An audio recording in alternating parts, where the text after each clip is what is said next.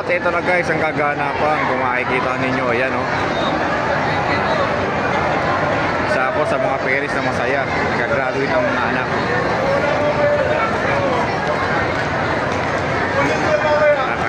Kahit mahirap ang buhay, nakapagtapos ang anak. Sana naman sa gobyerno natin itong mga gumraduate na to katrabaho kaagad. Baka dumagdag lang sila sa mga tambay. Kasi hindi naman lahat ng nakakatapos nakakapagtrabaho agad. Congratulations sa inyo lahat.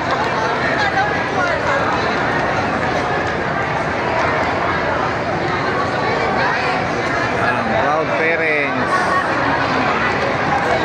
Kabila ng kahirapan ng buhay na tapos ang mga anak nila.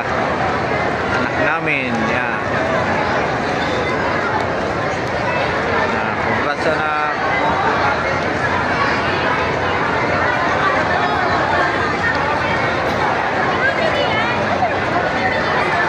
Nandun na yung anak ko sa